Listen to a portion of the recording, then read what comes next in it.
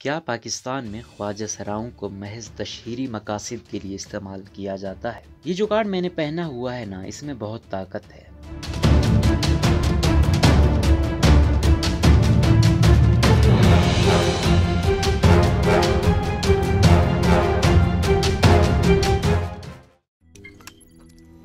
روزنامہ قدرت کی ویڈیو دیکھنے کے لیے ابھی یوٹیوب چینل پر سبسکرائب کریں اور بیل آئیکن پر بھی کلک کریں۔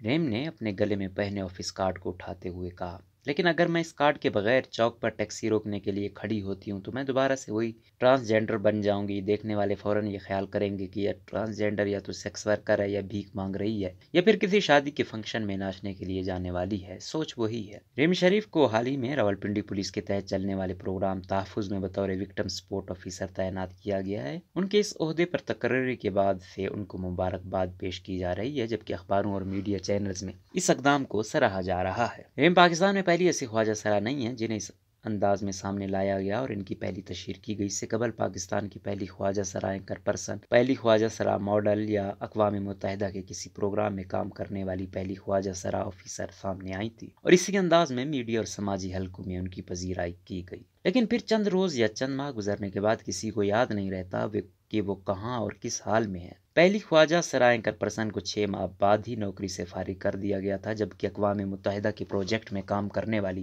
پہلی خواجہ سرا آفیسر کے کانٹریکٹ یعنی عارضی نوکری کا معاہدے میں 1 سال بعد توسیع نہیں کی گئی تھی۔ تو کیا کہا جا سکتا ہے کہ ان ٹرانسجینڈرز کو محض تشہیری مقاصد یا کسی ادارے کا سافٹ امیج ابھارنے کے لیے وقتی طور پر استعمال کیا جاتا ہے؟ تشہیر اور استحصال ہے۔ ریم کا اس بارے میں کہنا ہے کہ استحصال تو ہے، اس سے ہم انکار نہیں کر سکتے۔ ایک ٹرانسجینڈر کو نام اور شہرت کے لیے استعمال کیا جاتا ہے۔ میں نے خود اس کا مشاہدہ کیا ہے۔ ایک ٹرانسجینڈر کتنا بھی خود مختار ہو جائے یا اسے خود مختار بنا کر پیش کر دیا جائے، اس کو مشکلات کا سامنا پھر بھی رہتا ہے۔ لوگ آپ کے بارے میں ایک مخصوص قسم کی رائے رکھتے ہیں جس کے تحت وہ ٹرانسجینڈر یا ان کے مسائل کو سنجیدگی سے نہیں لیتے، اس لیے خواجہ سرا کا پڑھا لکھا ہونا بھی کام نہیں آتا۔ نایاب علی، جو کہ سماجی کارکن ہونے کے ساتھ ساتھ خواجہ سراؤں کے حقوق کے لیے بھی کام کرتی ہیں، اس کے بارے میں کہتی ہیں کہ اگر 2 سال پیچھے جائیں تو ایک نیوز چینل میں ایک اینکر پرسن کو رکھا گیا تھا، پھر کچھ ماہ گزرنے کے بعد اسے نکال دیا گیا، اور اب باوجود کوشش کے کوئی میڈیا چینل انہیں رکھنے پر راضی نہیں ہو رہا۔ پتہ چلا کہ وہ دوبارہ بزنس میں چلی گئی ہیں، ان کا صرف نام استعمال کیا گیا۔ وہ چینل جس کو کوئی دیکھتا بھی نہیں تھا، اس کی قومی اور بین الاقوامی میڈیا میں تو واہ واہ ہو گئی، لیکن اس کے نتیجے میں اس خواجہ سرا کو کیا ملا؟ انہوں نے بتایا کہ اسی طرح اقوام متحدہ کے ڈیولپمنٹ اور پلاننگ کے شعبے سے منسلک کہ خواجہ سرا کی تشہیر بھی اسی طرز پر کی گئی تھی۔ علیشہ شیرازی کو 1 سال عہدے پر رکھا گیا، پھر کانٹریکٹ نہیں دیا گیا۔ وہ آج بھی نوکری کی تلاش میں ہے۔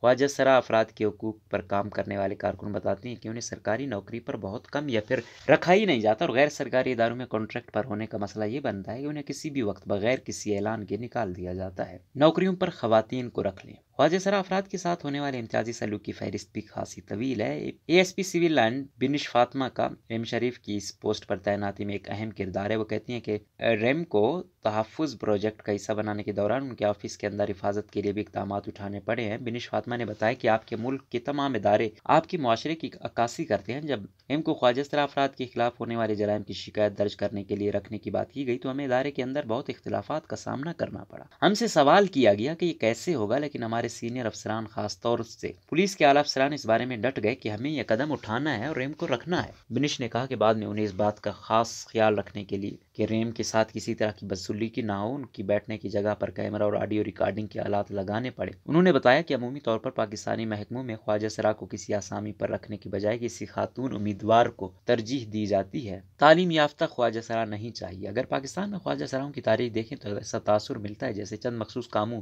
جیسا کہ ناچنے گانے اور بھیک مانگنے کے علاوہ انہیں کسی اور کام کے لائق نہیں سمجھا جاتا۔ مارچ 2018 میں پشاور ہائی کورٹ کے ایک بینچ نے خواجہ سرا رحیم داد خان کی درخواست پر صوبائی سیکرٹری برائے سیکنڈری ایجوکیشن کو طلب کیا تھا۔ درخواست گزار نے عدالت کو لکھا تھا کہ کس طرح اسامیوں کے لیے شائع ہونے والے اشتہارات میں خواجہ سراؤں کا نام شامل نہیں کیا جاتا، اس لیے اکثر تعلیم یافتہ ہونے کے باوجود خواجہ سراؤں کو ان شعبوں کے لیے نہیں چنا جاتا۔ اسی سال یعنی 2018 میں سپریم کورٹ کے سابق چیف جسٹس ثاقب نثار نے حکم جاری کیا کہ 2 خواجہ سراؤں کو سپریم کورٹ میں نوکری دی جائے گی، لیکن اس کے بعد اس کے بارے میں زیادہ تفصیلات منظر عام پر نہیں آئیں۔ جہاں تک مختلف شعبوں میں خواجہ سراؤں کے لیے جگہ بنانے کی بات ہے تو اس کے بارے میں خیبر پختونخوا کی تنظیم ٹرانس ایکشن سے منسلک تیمور کمال نے BBC کو بتایا کہ سپریم کورٹ اور پشاور ہائی کورٹ کے احکامات کے باوجود خواجہ سراؤں کو 2% کوٹا پر نہیں رکھا جاتا۔ مخصوص خواجہ سراؤں کو نوکری پر رکھ لیا جاتا ہے، لیکن بعد میں یہ پتہ نہیں چلتا کہ وہ اس نوکری پر ہے یا نہیں۔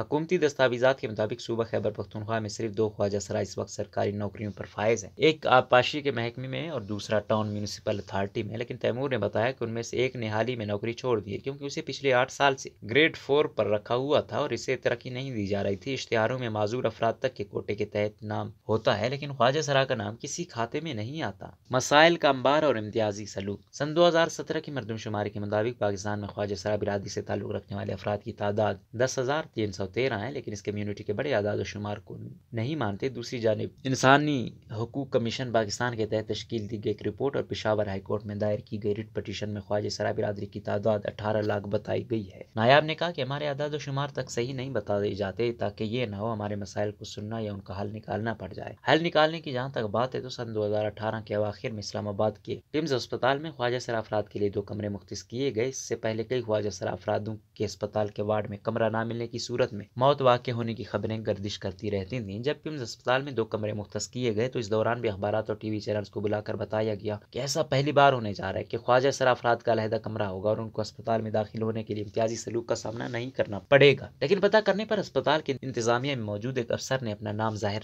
نہ کرنے کی شرط پر بتایا کہ وہ کمرے ایسے ہی رکھے ہیں کیونکہ خواجہ سرا قانونی کارروائی اور امتیازی سلوک کے خوف سے یہاں نہیں آتے۔ ریم جس دفتر میں کام کرتی ہیں وہاں سے انہیں فیلڈ میں شکایت درج کرنے کے لیے نہیں بھیجا جاتا بلکہ ان کے پاس شکایت درج کرنے کے لیے خواجہ سرا برادری سے تعلق رکھنے والے افراد کو بلایا جاتا ہے۔ یہ تو ایک پروجیکٹ ہے جس پر راولپنڈی پولیس خود سے کام کر رہی ہے۔ اگر دیگر ادارے بھی ایسا کریں اور معاشی مواقع فراہم کریں تو ہماری برادری بھی آگے بڑھ سکتی ہے، کیونکہ ہمارے بڑوں نے بھیک مانگی اور سیکس ورک کیا تو انہوں نے ہمیں بھی یہی بتایا۔ آگے ہو سکتا ہے ایسا نہ ہو لیکن اس میں ابھی بہت وقت لگے گا کیونکہ سوچ بدلنا آسان کام نہیں ہے۔